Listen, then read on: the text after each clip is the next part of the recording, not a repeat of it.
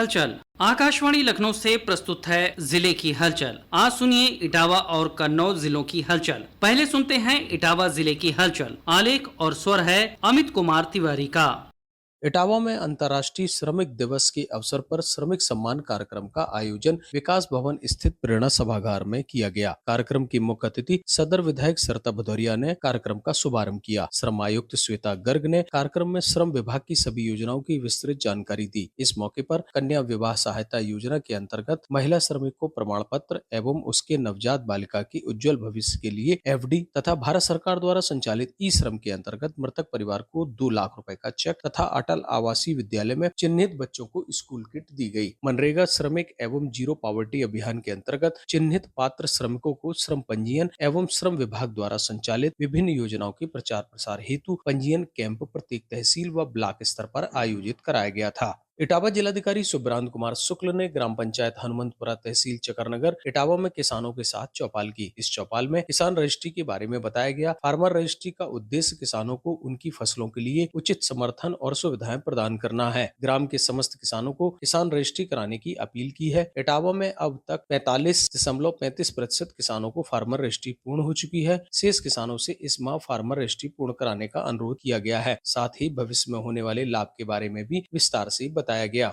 जनपद इटावा में farmer registry न कराने वाले किसान सम्मान निधि की किस्त से वंचित हो सकते हैं। इसी वजह से इटावा में किसानों को फार्मर रजिस्ट्री कराने के लिए बार बार चौपाल के माध्यम से प्रेरित किया जा रहा है। इटावा के जिलाधिकारी सुब्रांत कुमार शुक्ल रात में गांव-गांव फार्मर रजिस्ट्री कराने के लिए किसान चौपाल में हिस्सा ले रहे हैं। किसान चौपाल में बड़ी संख्या में किसान शामिल हो रहे हैं, जिससे जिलाधिकारी फार्मर रजिस्ट्री कराने की पुरजोर अपील करने के साथ साथ उसके फायदे भी गिना रहे हैं। फार्मर रजिस्ट्री करने वाले किसानों को खाद बीज के साथ साथ में सरकार की ओर से मिलने वाली हर सुविधा का लाभ भी आसानी से उठा सकेंगे। फार्मर रजिस्ट्री एक तरह से किसानों के लिए आधार कार्ड की तरह से ही होगी, जिसका फायदा उन्हें खेती किसानी में मिल सकेगा। इटावा के कृषि उपनिदेशक RN सिंह बताते हैं कि शासन के निर्देशों के क्रम में किसानों को फार्मर रजिस्ट्री करने के लिए प्रेरित किया जा रहा है। फार्मर रजिस्ट्री न करने वाले किसान शासन से मिलने वाले लाभ से वंचित भी हो सकते हैं। उन्होंने बताया कि मौजूदा वक्त में सबसे बड़ा लाभ किसानों को किसान सम्मान निधि के रूप में हासिल हो रहा है, लेकिन अगर कोई भी किसान फार्मर रजिस्ट्री नहीं कराता है तो वह किसान सम्मान निधि की किस्त से वंचित हो जाएगा, क्योंकि किसान सम्मान निधि से जुड़े हुए पोर्टल पर उसकी जानकारी अपलोड ही नहीं हो सकेगी। इटावा जिले के नोडल अधिकारी IAS अमित कुमार सिंह ने 50 करोड़ या उससे अधिक लागत की परियोजनाओं का निरीक्षण किया। उन्होंने जिसमें भरथना मार्ग के निर्माण कार्य की प्रगति और गुणवत्ता भी परखी। नोडल अधिकारी ने बिजौली गाँव में ग्राम सचिवालय के निरीक्षण के साथ ही इटावा शहर में निर्माणाधीन रामनगर रेलवे फाटक ओवरब्रिज का प्रगति कार्य देखा। उन्होंने सेतु निगम के अवर अभियंता पंचम सिंह को फटकार लगाते हुए गुणवत्ता और कार्य में गति लाने के निर्देश भी दिए। निर्माणाधीन रामनगर रेलवे ओवरब्रिज के निरीक्षण के दौरान क्षेत्रीय जनता ने नोडल अधिकारी से अपनी समस्याएं साझा करते हुए ज्ञापन भी सौंपा। इटावा जिले के विकास परियोजनाओं के निरीक्षण में नोडल अधिकारी अमित कुमार सिंह संतुष्ट दिखाई दिए। भारतीय निशानेबाज जगत में एक नया स्वर्णिम अध्याय जुड़ गया है। इटावा जिले के निवासी और भारत के वरिष्ठ शूटर चंद्रमोहन तिवारी ने ताइवान की राजधानी ताइपेई में आयोजित वर्ल्ड मास्टर्स गेम्स 2025 में अद्भुत प्रदर्शन करते हुए 2 स्वर्ण पदक जीतकर न केवल देश का मान बढ़ाया, बल्कि भारतीय खेल इतिहास में अपना नाम स्वर्ण अक्षरों में दर्ज करा दिया। 17 से 27 मई तक चली इस वैश्विक प्रतियोगिता में चंद्रमोहन तिवारी ने 50 मीटर .22 राइफल 3 पोजीशन इवेंट और 50 मीटर प्रोन इवेंट में पहला स्थान हासिल कर स्वर्ण पदक अपने नाम किया। इसके अलावा उन्होंने 10 मीटर एयर राइफल प्रतिस्पर्धा में भी सराहनीय प्रदर्शन करते हुए चौथा स्थान प्राप्त किया। मैंने देश के लिए 50 मीटर राइफल 3 पोजीशन में गोल्ड मेडल जीता है और 50 मीटर .22 राइफल में गोल्ड मेडल जीता है। लगभग पूरी प्रतियोगिता की बात करें वर्ल्ड मास्टर गेम्स की तो 108 देशों ने प्रतिभाग किया था, जिसमें 25,625 एथलीट्स आए थे। शूटिंग की बात करें तो 300-400 प्लेयर शूटिंग में भी पार्टिसिपेट किया था, जिसमें 11-12 देश लगभग पार्टिसिपेट करे। ये वर्ल्ड मास्टर गेम्स लगभग 4 वर्ष में एक बार आयोजित किया जाता है, तो मैं चाहता हूँ कि इसको भी पैरा ओलंपिक्स और ओलंपिक्स की तरह वरीयता दी जाए और जो भी सरकार मोदी जी जो सबको टाइम देते हैं, हम लोगों को भी थोड़ा सा टाइम दें। जनपद इटावा में श्रावस्ती मॉडल लागू करने को लेकर बुलडोजर एक्शन के जरिए बड़ी संख्या में सरकारी जमीन को मुक्त कराने का अभियान जारी है। जनपद में इटावा, सैफई, जसवंत नगर, भरथना, ताखा और चकरनगर तहसील में बुलडोजर एक्शन के तहत 135 गांव की 105 हेक्टेयर सरकारी जमीन को मुक्त कराया गया है। 749 भूमि विवाद को निपटाते हुए 1 तालाब, 5 चारागाह, 3 खाद गड्ढे, 23 बंजर भूमि, 3 खलिहान, 4 निजी भूमि और 3 मरघट से 105 हेक्टेयर सरकारी जमीन को मुक्त कराया गया।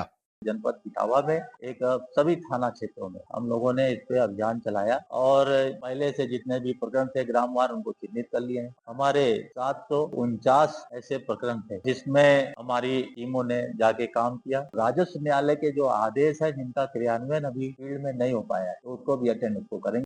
इटावा जिले की हलचल के बाद आइए सुनते हैं कन्नौज जिले की हलचल। आलेख और स्वर है रवि कुमार द्विवेदी का।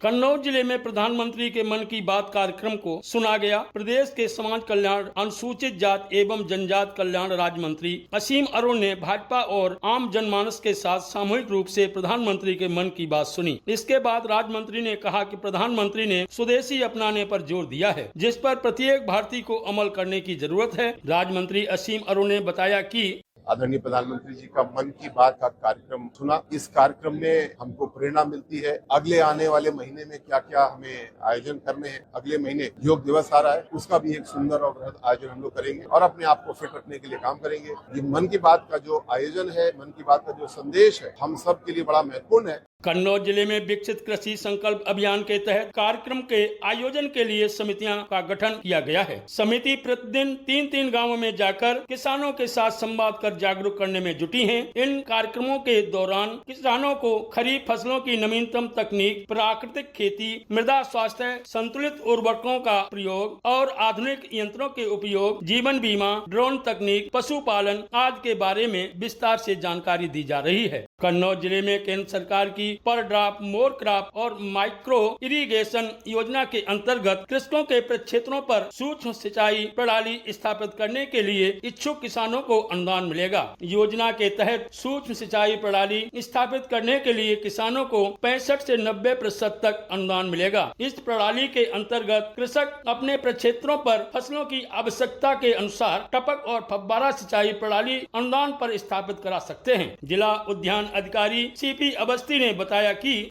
किसान भाइयों, फर ड्रॉप मोर क्रॉप योजना के अंतर्गत जनपद कन्नौज के लिए वर्ष 2025-26 वर्तमान वर्ष का जो लक्ष्य है 1654 हेक्टेयर में इस बार हमें मिला है टारगेट। और वो हमारे पोर्टल जो UPMIP है उसमें पंजीकरण के द्वारा प्रथम आवक प्रथम पावक के आधार पर लाभार्थियों का चयन किया जाएगा। तो किसान भाइयों जल्दी से जल्दी अपना पंजीकरण कराएं और कोई समस्या होने पे विकास भवन में हमारे कार्यालय में संपर्क करें। कन्नौज जिले में केंद्र सरकार की PM श्री योजना के अंतर्गत चयनित विद्यालयों की शिक्षा और बुनियादी ढांचे में सुधार का काम प्रगति पर है। जिले की सभी 9 ब्लॉकों के 2 विद्यालयों का योजना के तहत चयन हुआ है। चयनित स्कूल की छात्र संख्या और जरूरत के अनुसार शासन द्वारा वित्तीय सहायता प्रदान की जाती है। योजना का मुख्य उद्देश्य शिक्षा की गुणवत्ता में सुधार करना और स्कूलों को आधुनिक सुविधाओं से लैस कर छात्र संख्या में बढ़ोतरी करना है। समाज कल्याण राज्य मंत्री असीम अरुण ने बताया कि जसपुर सरैया में हमारे PM श्री विद्यालय को प्रधानमंत्री मोदी जी ने सम्मानित किया है, विशेष ग्रांट दिए हैं और हमारे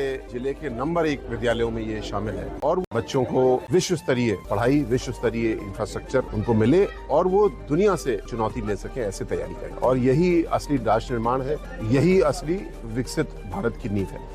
कन्नौज जिले में जिलाधिकारी आशुतोष मोहन अग्निहोत्री ने जनता को शुद्ध खाद्य सामग्री उपलब्ध कराने के उद्देश्य से अभियान चलाकर छापेमारी करने के सख्त निर्देश दिए हैं। उन्होंने मिलावटी खाद्य पदार्थ बनाने और विक्रय करने वालों के खिलाफ सख्त कदम उठाने को कहा है। उन्होंने कहा कि अभियान के दौरान व्यापारियों का शोषण नहीं होना चाहिए। प्रत्येक खाद्य कारोबारी को लाइसेंस लेना अनिवार्य है। कन्नौज जिले में मनरेगा के तहत जल्द गांवों के 107 तालाबों को अमृत सरोवर के नाम से जाना जाएगा। सभी अमृत सरोवर के चारों तरफ नीम, पीपल और बरगद के पेड़ भी लगाए जाएंगे। इससे जल संचयन के साथ साथ पर्यावरण संरक्षण भी हो सकेगा। कन्नौज जिले में गंगा दशहरा का पावन पर्व हर्षोल्लास के साथ मनाया गया। महादेवी तट पर बड़ी संख्या में श्रद्धालुओं ने गंगा स्नान किया। जिलाधिकारी आशुतोष मोहन अग्निहोत्री ने कहा कि गंगा को स्वच्छ और निर्मल बनाने के लिए जन सहभागिता जरूरी है। उन्होंने क्षेत्रीय किसानों से खेती की मेड़ों पर फलदार वृक्ष लगाने की अपील भी की। फलदार वृक्ष लगाने से गंगा निर्मल होगी, लोगों को प्रदूषण से मुक्ति मिलेगी और किसान माला माल होंगे। गंगा स्नान को लेकर प्रशासन की ओर से सुरक्षा के पुख्ता इंतजाम किए गए। नगर के ऐतिहासिक सिद्ध पीठों में भी भक्तों की भारी भीड़ जुटी। ये था आकाशवाणी लखनऊ के क्षेत्रीय समाचार एकांश द्वारा प्रस्तुत जिले की हलचल का आज का अंक।